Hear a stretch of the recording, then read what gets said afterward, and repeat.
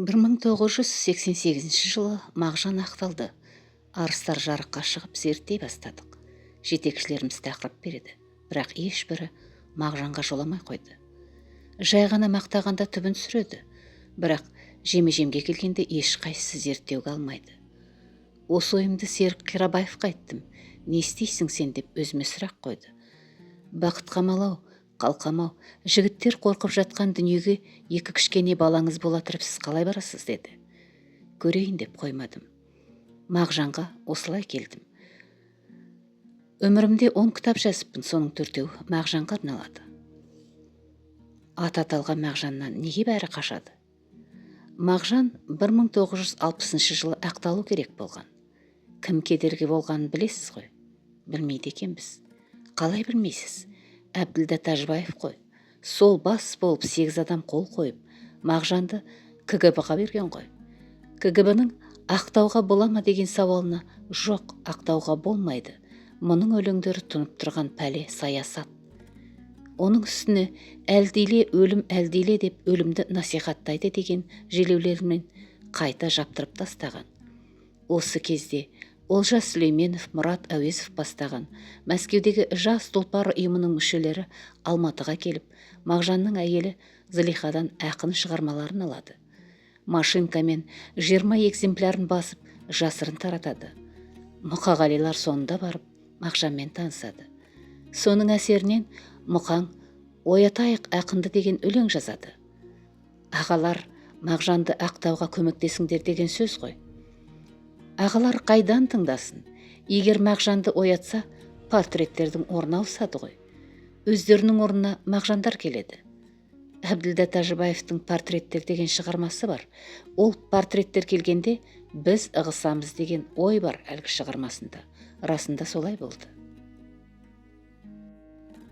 Жүсіпбек Аймауытов Мағжанды мықты ақын болғанымен өз бағытын таппаған деп бағалаған екен. Алашордаға да оса бір еңбегі сіңіп кетпеген деген пікірлер айтылып жүр. Осы қаншалықты дұрыс пікір, қалай ойлайсыз? Шынын айту керек, Мағжанды бәлендей Алашорданың рухында кетті деп айта алмаймын. Мүмкіндік болса, Мағжан таза ғалым, таза педагог болып қалғысы келген. Сондай бір арманы болған екен. Сосын бұлардың арасында идеологиялық тартыс болды. Сол ғой бірін-бір ұстап берген. Бүгін ғана әлеуметтік желіге НКВД-ға қызмет еткен қазақ зиялыларының тізімі шықты. Мағжанды ұстап берген кім? Мағжанның айналасында көрсетушілер көп болды. Ең бірінші түрмеге салған кісі Тарбағатайдың тумағысы, бұрынғы Қарой, қазіргі Қарасу ауылында туған Көлбай Төгісов. Сол кісі ақынды 18 жылы түрмеге салып 6 ай ұстаған. Әне атам, міне атам деп отырған. Солшыл эсерлер деген партия болған. Көлбай Төгісов соның мүшесі екен. Мағжанды жанындағы 2 адаммен ұстап отырғанда Ресейден қашқан адмирал Колчак омбыға келеді. Сол кезде Колчакқа Әлихан Бөкейханов телеграмма салады. Андағы жерден қазақтың ақыны Мағжан Жұмабаевты шығарып алыңыз, ал Көлбай Төгісовті орнында атып тастаңыз дейді.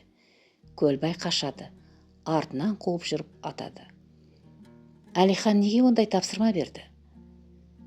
Көлбай Төгісов Бөкейхановтың басына 10 000 рубль, Ахметтің басына 3 000 рубль тіккен. Көлбайдың көзін қазір құртпаса, кейін өздерін өлтіретін еді. Егер Алашордаға соншалық еңбегі сіңіп кетпесе, Мағжан ақын большевиктер үшін несімен қауіпті болды? Мағжан Жұмабаев 23 жылдың аяғында Мәскеуге барады.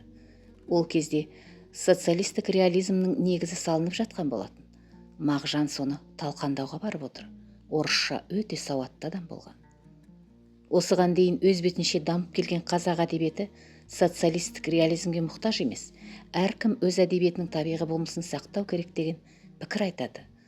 Сонда Кіндік баспасының директоры Нәзір Төреқұлов жанындағы бір топ адаммен жерлестердің ұйымында Мағжанды талқандап сынайды. Мағжан заманнан азып кеткен ақын. Мағжанның оқулықтарының бәрі зиянды, бүгіннен бастап алынсын дейді. 25 жылдың қаңтарынан бастап Мағжанның бүкіл кітаптары тұтқындала бастайды. Бұл оның тағдырына әсер еткен екінші адам. Сонда Социалистік реализмге қарсы шыққан үшін қудалау басталды дейсіз ғой. Қазақ әдебиетінде 25 жылға дейін жазылған шығарманың бәрі модернизм, сол замандағы батыстың әдебиетінен ешбір кем емес еді.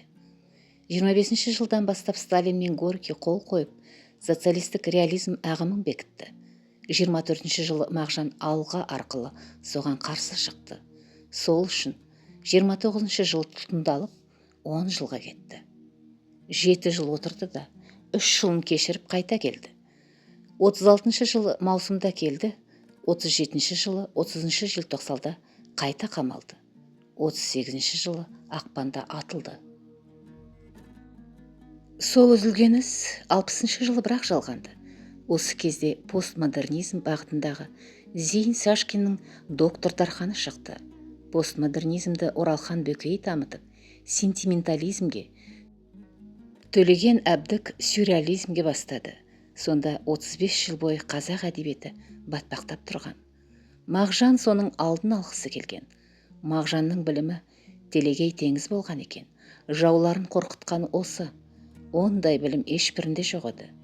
60 жылы Әбділда Тәжібаев айтады: Мағжанның басын құртқан ең бәлекет дүние телегей теңіз білімі деді. Сонда білімнің көп болуы да кейде зор екен.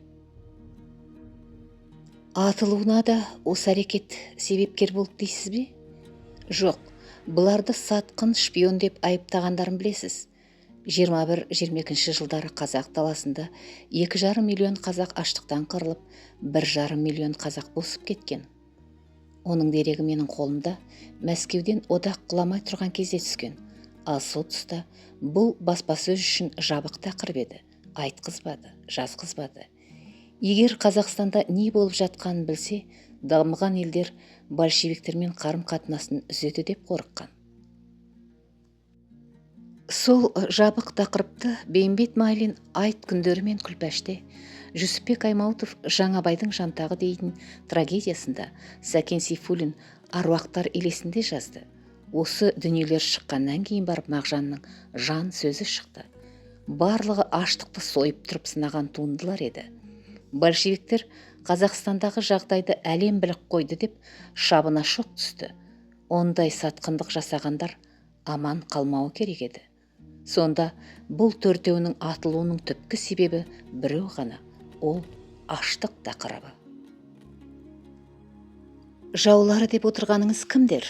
Сол баяғы Төреқұловтар ма? Мағжан ақынның соңына шамал түскен үшінші адам Әбдірахман Байділдин. Өзінің жерлесі Петропавлдікі. Мағжанның қыр соңынан қалмай еріп жүреді екен.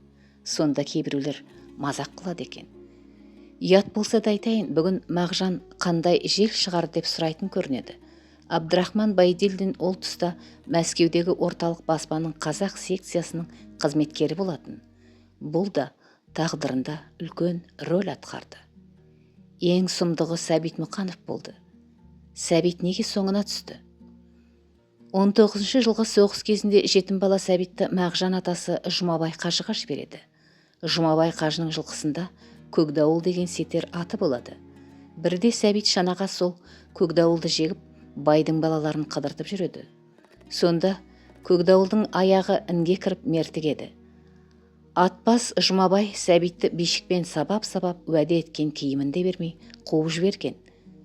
Өмір мектебінде Бекен деген оңбаған уәде берген киімін бермеді деп жазады. Ал себебін қозғамайды. Сол күннен бастап Сәбит Жұмабаев әулетіне өшіккен, соңына түскен. Мағжанның ұсталуына Сәбит Мұқановтың рөлі үлкен. 36 жылы Мағжан кешірім алды дедік қой. Сол кезде ақынның Қазақстанға қайтқысы келмеген. Неге? Түрмеде Иван Фетисов деген Парижде оқып келген профессормен бірге отырады. Сол Фетисовтан медицина ілімін үйреніп, фельдшер деген мамандық алып шығады. Сол кісі Мағжанға қайтпа деген ақыл айтады. Қазір Қазақстанда қан қасап жүріп жатыр, сен қал деп, өзінің Ленинградтағы Таиса атты қарындасының телефон нөмірін береді. Профессордың ақылын алып, әйелі Зылихамен Ленинградта қалмақшы болған. Сөйтіп тұрғанда Сәбит Мұқановтан хат келеді. Біз сізді кешірдік, коммунистік партия бәрін кешіре деп біледі, келіңіз. сізді жазушылар одағына мүше қыламыз деп хат жазады. Сәбит Мұқанов КГБ қызметкері болған екен. Өзі шонның мүшесі болғанын еңбектерінде ашық айтады. Оны Қарабөрік деп атаған. Қазақстанда болған 360 көтерілістің Көкшетаудағы біреуін осы Сәбит қанмен басқан, қолына қару алып, жерлестерін өз қолымен атқан. Бұл да тарихта бар. Мағжан хатқа алданып, Қазақстанға оралған. Осылайша алдап әкеліп, Қазақстанда атқызып отыр. Мағжанның тағдырына әсер еткен тағы бір адам Ғаббас Тоғжанов еді. Оның ұрпақтары қазір билікте жүр. Одан кейінгілердің бірі Әбділда Тәжібаев. Көрсетем Мағжандарға төрдің көріндеп жүрген сол.